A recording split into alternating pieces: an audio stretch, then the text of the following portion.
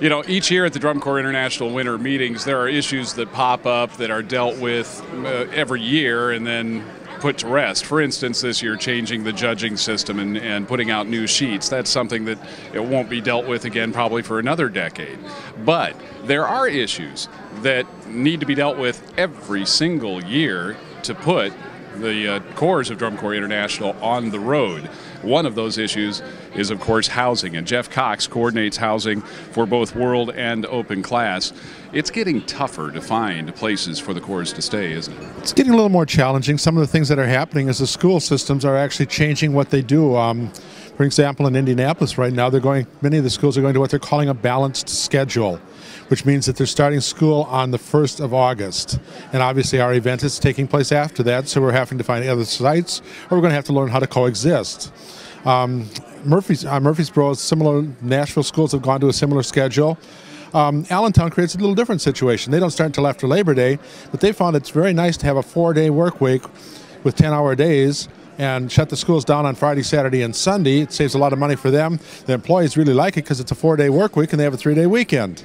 And that leaves the weekends open, perhaps, for some housing for us. No, actually, it shuts it down because when I say they shut down the schools, they shut them down completely. They turn off the power, everything else. So they're just out of the limits. Holy cow. So what do you do in those cases? Well, we keep looking and we go a little farther away from the mainstream of where we're at. It's not necessarily that we're within 15 minutes of a stadium anymore.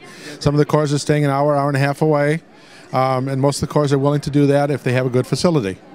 Do school administrators and principals, once they've had an experience with Drum Corps International Corps, generally deem it a good experience and allow the corps to come back? Yeah, most of the time that we don't have what happened, I get told the open class corps, in 1983 we had this happen. We don't find that anymore. The band directors have sold the program, the administrators like it. Everybody that's involved really enjoys doing it, so I get a lot of repeat clients. What other unique issues are there to finding housing and to making sure that corps get along with their hosts? Most of the time I get involved with the band directors, and that's where I start from. Some of it I get turned away from the band directors right now and going to risk management places. I go to facility directors. A lot of assistant principals are now the facility managers for schools. I go through and work with them. So it's not even just a music thing. It's a project that the community is embracing.